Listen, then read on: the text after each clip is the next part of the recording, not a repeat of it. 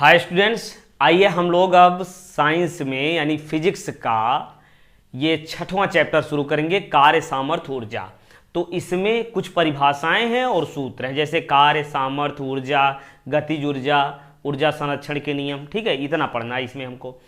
तो सबसे पहले देखते हैं कार्य। कार्य क्या होता है?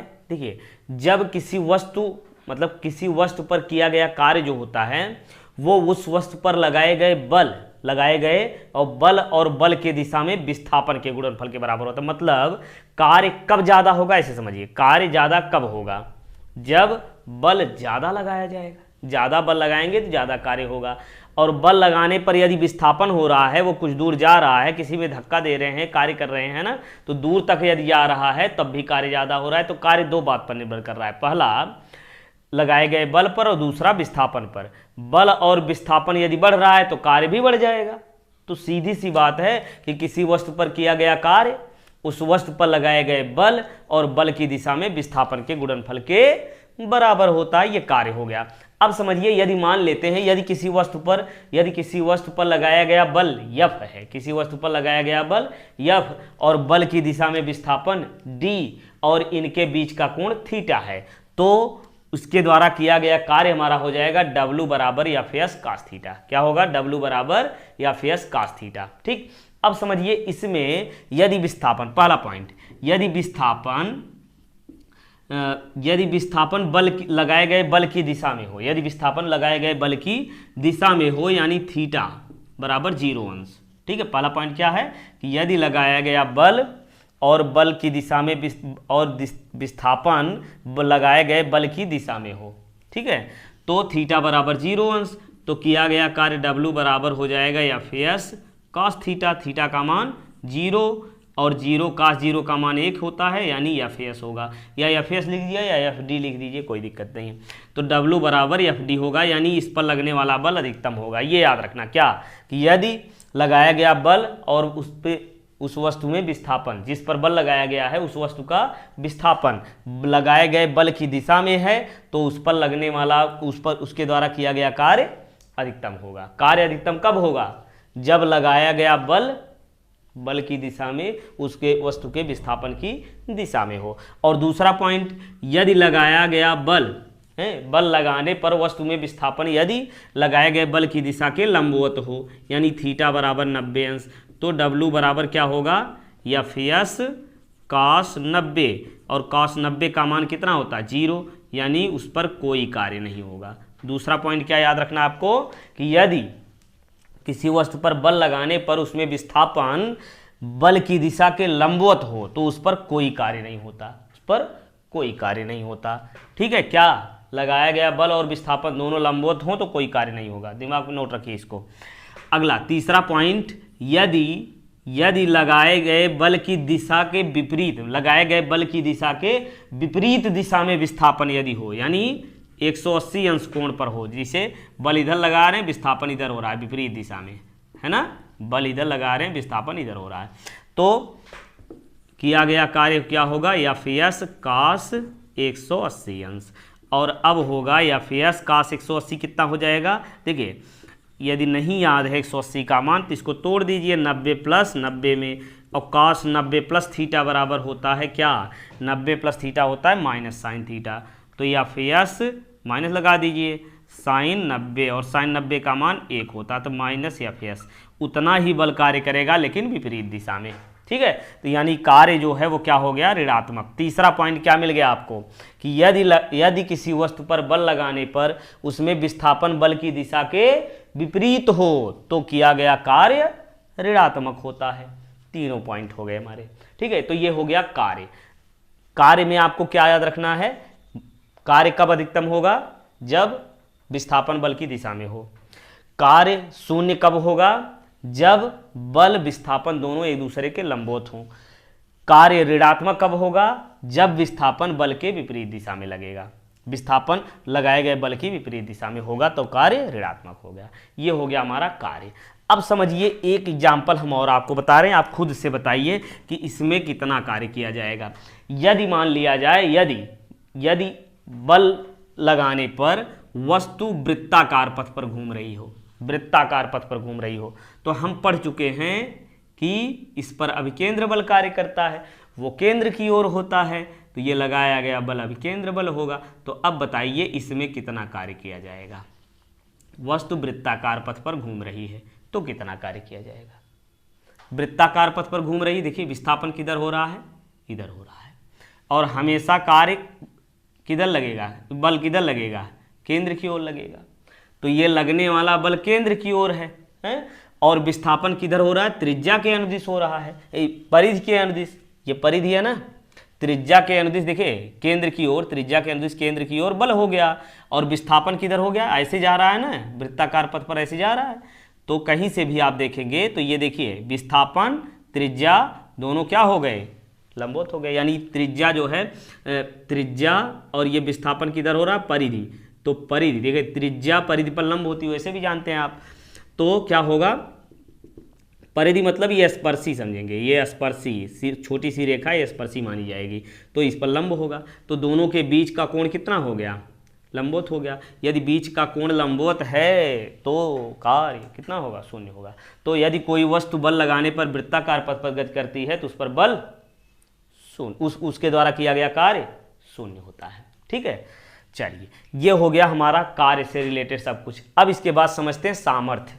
सामर्थ्य क्या होता है, कार्य करने की दर को सामर्थ्य कहते हैं, कार्य करने की दर को सामर्थ्य कहते हैं। ठीक, कार्य करने की दर को सामर्थ्य कहते हैं। तो यदि मान लेते हैं कि यदि t समय में W जूल कार्य होता है, यदि t समय में W जूल कार्य होता है तो उसका सामर्थ्य कितना होगा, P बराबर W अपान T।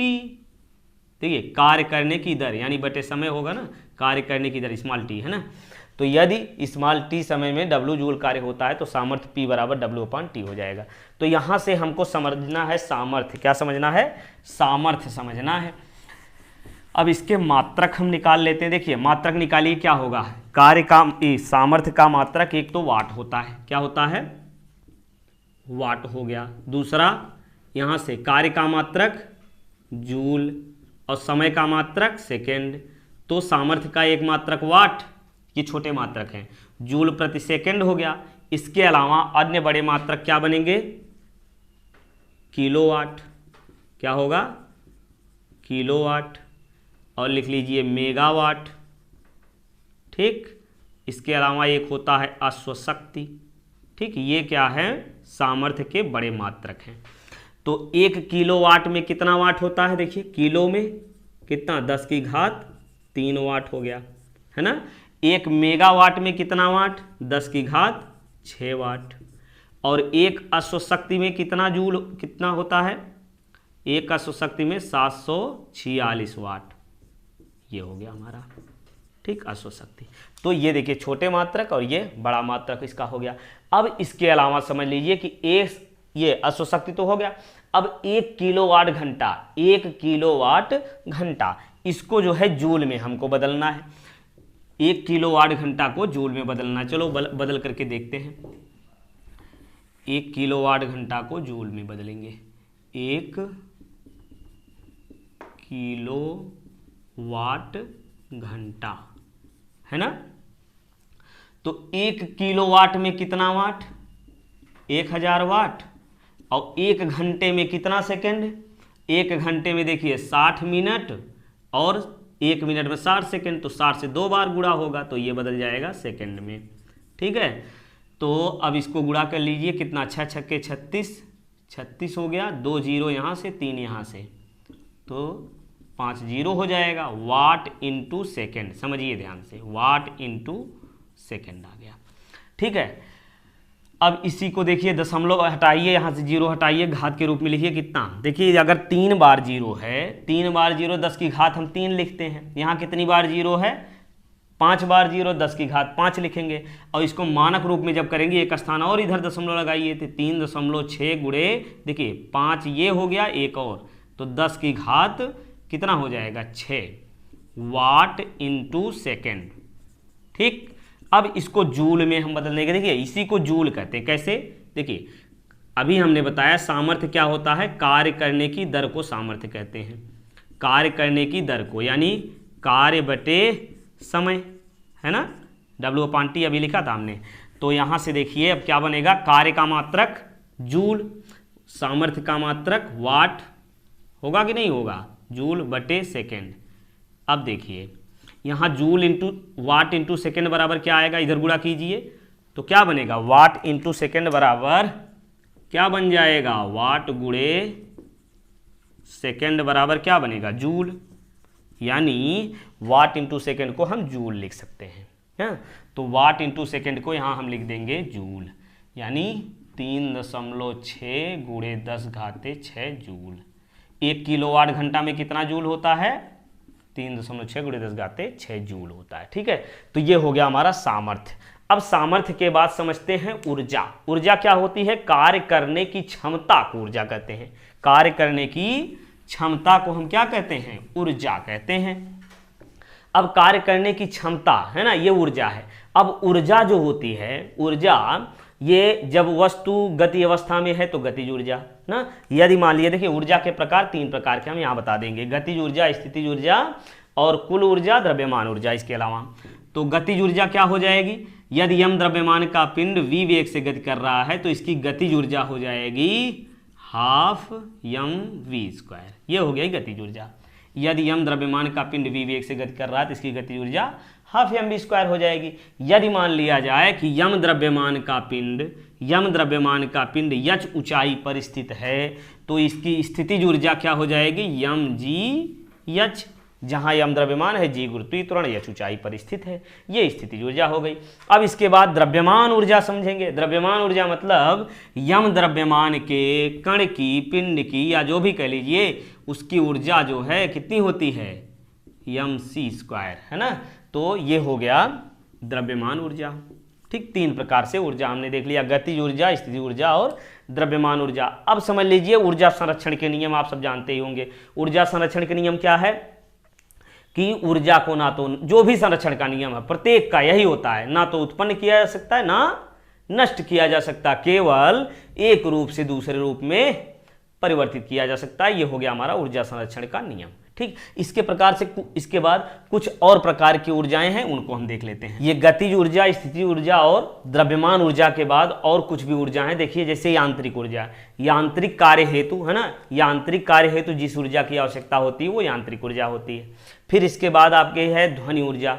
ध्वनि ऊर्जा जिस ऊर्जा से हमें सुनाई देता है, सुनने का आभास होता है, वो ऊर्जा ध्वनि ऊर्जा हो गई।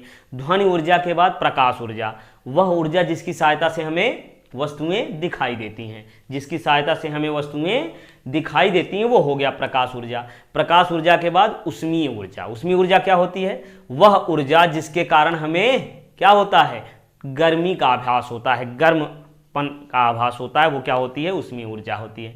अब विद्युत ऊर्जा, वह ऊर्जा जो विद्युत धारा के प्रवाह के द्वारा संचालित होती है ना। विद्युत धारा जब प्रवाहित होती है, तार में धारा बहती है, तो उससे जो ऊर्जा संचरित होती है, जो ऊर्जा उत्पन्न होती है, वो विद्युत ऊर्जा होती है। अब विद्युत ऊर्जा के बाद आपकी हो गई पवन ऊर्जा। पवन ऊर्जा वायु के चलने से जो ऊर्जा उत्पन्न होती है, पवन ऊर्जा हो जाएगी। और जैव ऊर्जा, जैव ऊर्जा मतलब ये जैसे जैव पदार्थ, गोबर गैस आदि से जो ऊर्जा उत्पन्न होती है वो हो गई जैव ऊर्जा। और सौर ऊर्जा, सूर्य से उत्पन्न होने वाली ऊर्जा सौर ऊर्जा हो जाएगी। और इसके बाद एक जल ऊर्जा, है ना, जल ऊर्जा, तो जल के तेजी से प्रवाह से जो उत्पन्न होती है ऊर्जा, वो जल ऊर्जा हो जाती है। तो इतने प्रकार की ये ऊर्जाएं हो गई। ये इस चैप्टर में जो भी था, कार्य, सामर्थ्य, ऊर्जा, गतिज ऊर्जा, स्थितिज ऊर्जा, है ना, सब कुछ हमने देख लिया। अब इसके बाद अगला टॉपिक अगले वीडियो में पढ़ेंगे।